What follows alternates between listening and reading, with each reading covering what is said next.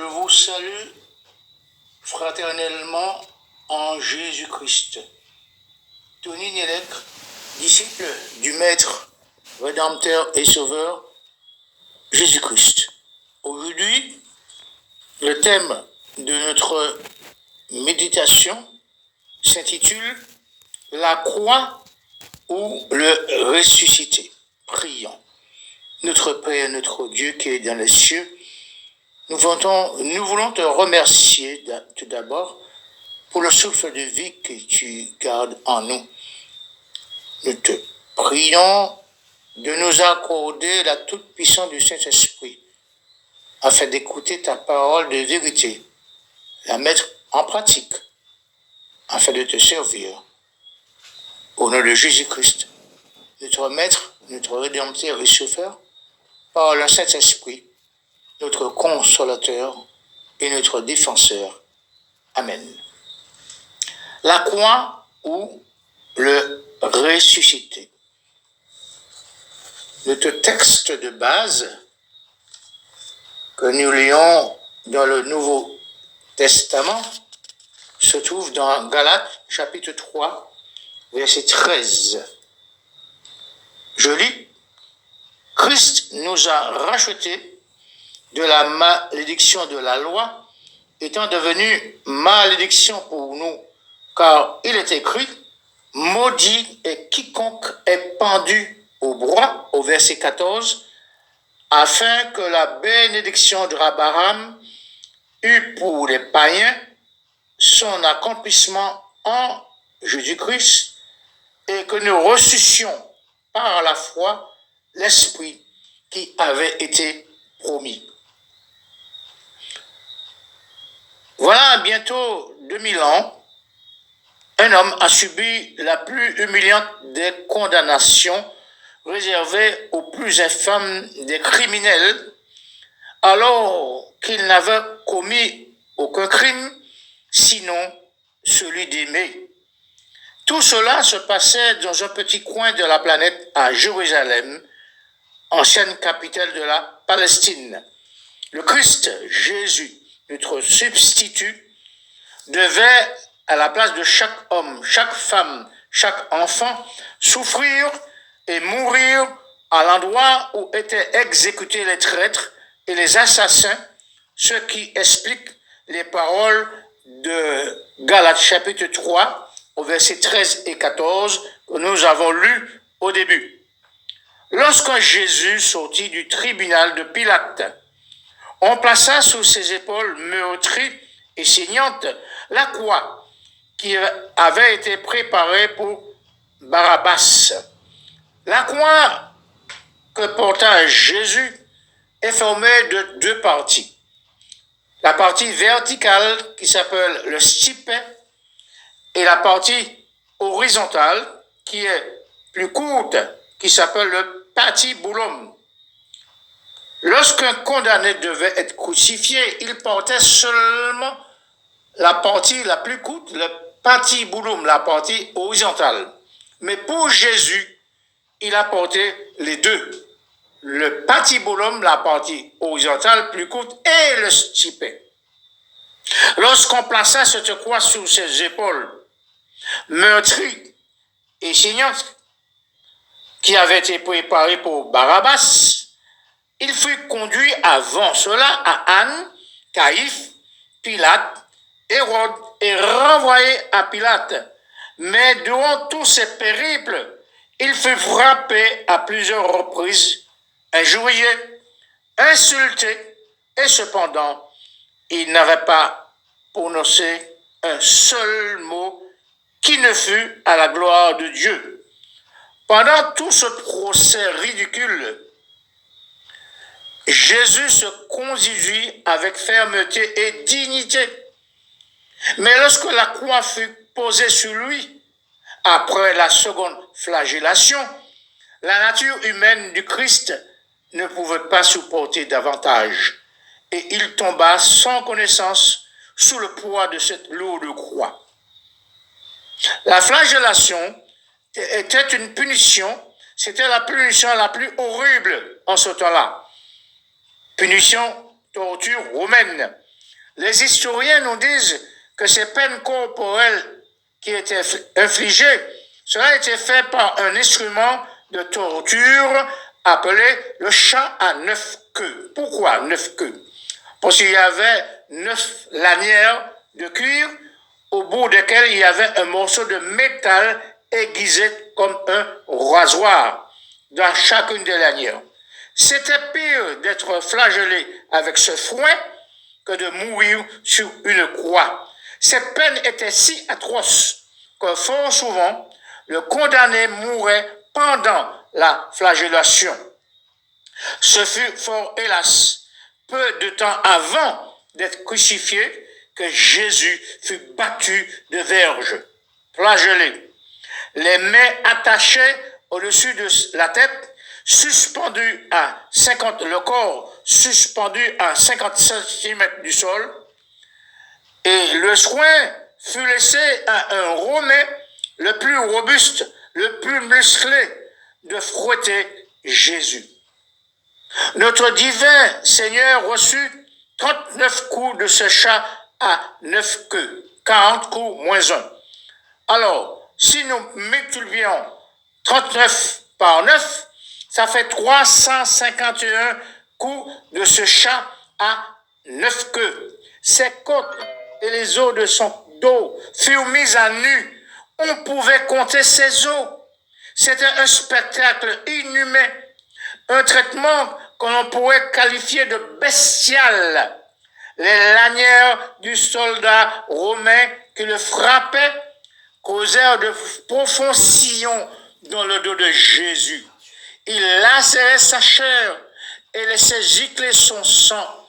Lorsque le fouet frappait et s'élevait pour frapper à nouveau, des morceaux de chair et des gouttes de sang volaient en éclats sur la foule, et de nombreux miracles se produisaient à la gloire de Dieu, partout où la moindre particule de chair ou la plus petite goutte de sang tombait. La personne touchée était instantanément guérie et purifiée. Imaginons cela, chers amis. 39 coups, 39 fois 9 coups de fouet. Quelle souffrance! Et pourquoi cela? Pourquoi cela? Pourquoi Jésus-Christ reçut cette flagellation inhumaine? On va voir la réponse dans 1 Pierre, chapitre 2, le Nouveau Testament, verset 24-25, qui nous dit « Lui qui a porté lui-même nos péchés en son corps sur le bois, afin que mort au péché, nous vivions pour la justice, lui par les meurtrissures duquel vous avez été guéris. Car vous étiez comme des brebis errantes, mais maintenant vous êtes retournés vers le pasteur et le gardien de nos âmes. » Après la flagellation, la croix fut posée sur ses épaules meurtries. La nature humaine ne pouvant pas supporter davantage, Jésus tomba sans connaissance. Et la foule se moqua de lui, l'injuriait, on le releva et on posa la croix à nouveau sur ses épaules. Il tomba évanoui sur le sol et un étranger fut saisi à cause de la compassion qu'il laissa remarquer en lui pour Jésus. Et la croix fut sur ses épaules. Ce fut une bénédiction pour Simon de Cyrène de porter la croix au calvaire. On porta un marteau et des clous. Après que les pointes furent enfoncées dans ses mains, qui ont tant béni et guéri, et dans ses pieds, la croix et le corps martyrisé de Jésus furent brutalement plantés au sol. Quelle souffrance! La chair qui se déchire sous le poids du Sauveur, car il était très robuste, d'où sa résistance à toutes ces souffrances. Admirable. Pas un murmure. Son visage calme et serein ne prononça aucune malédiction contre les soldats, aucun sentiment de vengeance contre les prêtres, ni les chefs juifs, mais pendant qu'il était maltraité, il priait pour ses ennemis. Son esprit se détachait de ses propres souffrance pour penser au péché de ses persécuteurs et à ce qui les attend comme châtiment. Et il disait en priant, Père, pardonne-leur, car ils ne savent pas ce qu'ils font. Le Christ, Jésus, a eu pitié. Il a porté leur culpabilité. Il a eu pitié de leur incrédulité. Et il s'est contenté de pleurer leur pardon à Dieu comme dans un soupir en priant pour ses ennemis. Jésus englobe le monde entier avec tous les pécheurs qui ont vécu ou qui vivront depuis le commencement de la création jusqu'à la fin des temps. Car tous, nous sommes coupables de la crucifixion de Jésus-Christ. Et à tous et à toutes, le pardon est gratuitement offert et quiconque le veut peut obtenir la paix avec Dieu. Maintenant, Jésus-Christ est au ciel, chers amis. La croix ou le ressuscité. Jésus est au ciel. Il plaide pour le monde. Il intercède pour chacun de nous. Sans fort souvent, nous avons tendance à conseiller à des chrétiens, des chrétiennes qui ont des problèmes, qui souffrent, qui ont des épreuves. Nous leur disons, va à la croix. Je l'ai souvent dit par le passé. Mais, mes amis, la croix est vide, oui. La croix est vide. Ça fait près de 2000 ans que le Christ est mort sur cette croix qui est peut-être devenue poussière. Il n'y a rien sur cette croix. Il y a certaines religions où les dirigeants de tout niveau portent une croix. Il y a des croix dans le monde entier, dans les croisées des chemins vides, où les gens se prosternent, adorent cette croix vide, prient devant cette croix vide. Mais mes amis, aujourd'hui, je ne vais plus à cette croix. Je vais au ressuscité. Je ne conseille plus d'aller à la croix. Je dis, va à Jésus-Christ. Va au ressuscité. Car la croix est vide. Et Jésus là-haut, vivant, qui reviendra bientôt pour prendre ses enfants, pour qu'ils vivent avec lui pour l'éternité, il attend patiemment. Il a fait tout ce qu'il pouvait pour vous assurer, vous et moi, une place dans les demeures célestes qu'il est allé préparer pour ceux qui l'aiment et qui le servent. Vous pouvez lire cela dans Jean, chapitre 14, versets 1 à 3, et le Nouveau Testament. Maintenant, la question que je me pose et que je vous pose, qu'as-tu fait pour Jésus? Qu'ai-je fait pour Jésus? Quel que soit là où je me trouve, qu'est-ce que je fais de ce sang qui a coulé goutte à goutte pour moi? Qu'as-tu fait de ce sang qui a coulé goutte à goutte pour toi? Est-ce que nos manières de vivre sont-elles approuvées par celui qui nous a aimés plus que sa propre vie? Aujourd'hui, nous vivons un temps périlleux où il y a des guerres, des bruits de guerre, des famines, toutes sortes de catastrophes, où le monde est en train de chuter dans l'immoralité. Et ceux qui font profession d'aimer et de servir Dieu le renient par leur conduite quotidienne, par leur mode de vie quotidien. Dieu ne désire pas que vous et moi appartenions à cette catégorie de personnes. Et le seul moyen d'en être épargné de faire partie de cette catégorie de personnes est de mieux connaître Jésus-Christ et de vivre avec lui. Le seul moyen, c'est de lire la parole de Dieu. Étudions la parole de Dieu. Ouvrons le Saint-Livre. Le moment est venu pour étudier la parole de Dieu et de vivre l'évangile. Le moment est venu de renoncer à nous-mêmes, de donner à Jésus notre cœur, notre esprit, notre âme et notre corps. Oui, chers amis, aujourd'hui c'est le moment de choisir d'appartenir soit à Jésus-Christ ou d'appartenir à nous-mêmes. À nous-mêmes.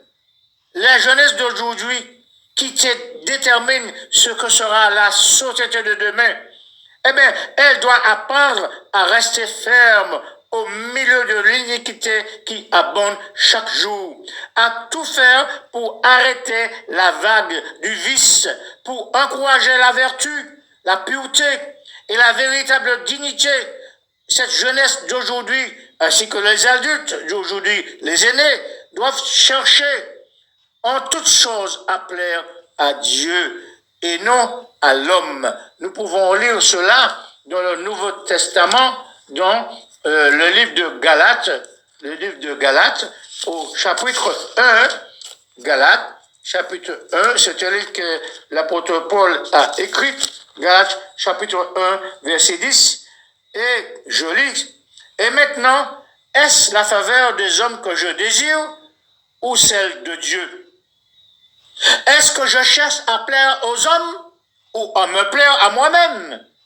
Si je plaisais encore aux hommes ou à moi-même, je ne serais pas serviteur de Christ.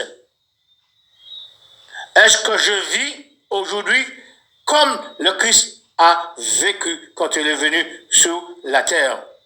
Est-ce que j'applique ma vie que Jésus a transmise par son exemple divino-humain aujourd'hui afin de me préparer pour ce salut éternel qu'il est allé préparer pour moi lorsqu'il est monté là-haut au ciel voilà, maintenant près de 2000 ans. Et c'est pourquoi le conseil que je vous donne aujourd'hui, c'est d'aller au ressuscité. N'allez pas à la croix, n'allez plus à la croix, mais allez au ressuscité. Est-ce que je me suis conduit d'une manière digne de l'évangile en combattant pour la justice au nom de l'amour qui doit nous unir dans un même esprit et d'une même âme pour la foi à travers l'évangile? Que répondons-nous? Que répondez-vous? C'est le moment aujourd'hui dans ce temps dans lequel nous vivons, de faire le point, de nous réformer, de prendre position pour l'évangile, pour la vie éternelle et non pour la mort éternelle. Pensons un peu plus souvent au traitement humiliant qu'a subi notre bien-aimé Sauveur et Rédempteur Jésus-Christ et faisons diligence pendant qu'il en a encore temps, pendant que le soleil luit, pour accomplir notre devoir fidèlement en mettant en valeur les dons, les talents que Dieu nous a confiés et en répondant à nous-mêmes. Qu'ai-je fait? Qu'ai-je fait pour Jésus-Christ à mon tour, après avoir qu'il ait donné sa vie pour moi, après qu'il m'ait aimé plus que sa propre vie? Eh bien, aujourd'hui, je dois l'aimer plus que ma propre vie. Car le Christ nous dit, si nous voulons être son disciple, nous devons renoncer à nous-mêmes, nous charger de notre croix et le suivre. Qu'est-ce fait pour Jésus? La croix ou le ressuscité? Que ferai-je pour lui? Je vous laisse avec un dernier verset dans 1 Jean, chapitre 3. C'est le Nouveau Testament. 1 Jean, chapitre 3, au verset 2. Voilà le conseil qui nous est donné par Jean, le disciple aimé que Jésus aimait tant, et qui dort en attendant l'avènement du Fils de Dieu. Bien-aimés, nous sommes maintenant enfants de Dieu. Et ce que nous serons n'a pas encore été manifesté. Mais nous savons que lorsque cela sera manifesté, nous serons semblables à lui, alléluia, amen, parce que nous le verrons tel qu'il est. Oh, chers amis, êtes-vous déjà enfant de Dieu? Et êtes-vous ou êtes-vous enfant du monde? Aujourd'hui, celui qui est né de Dieu ne pratique pas le péché, parce que la semence de Dieu demeure en lui, et il ne peut pécher.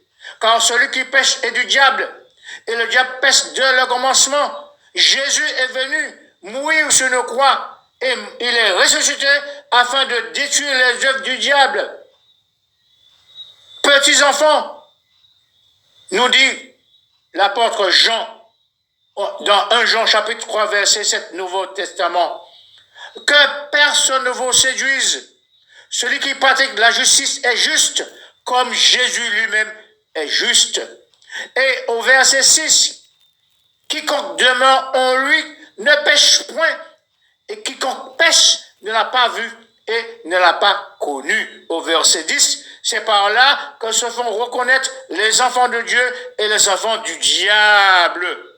Quiconque ne pratique pas la justice n'est pas de Dieu non plus que celui qui n'aime pas son frère. C'est pourquoi le conseil qui nous est donné dans 1 Jean chapitre 3 verset 11, c'est que vous avez entendu aujourd'hui que ce que nous devons nous aimer les uns les autres et ne pas ressembler à Caïn qui était du malin et qui a tué son frère. Pourquoi il l'a tué? Parce que ses œuvres étaient mauvaises et que celles de son frère étaient justes. Chers amis, la croix ou le ressuscité? Moi, j'ai choisi le ressuscité. Il a donné sa vie pour moi sous la croix, pour vous sous la croix, mais il est ressuscité et n'est plus sous la croix. Il est là-haut, au ciel, vivant et ressuscité. Mon conseil, choisissez le ressuscité et vous vivrez éternellement. C'est ma prière pour vous et pour moi. Amen.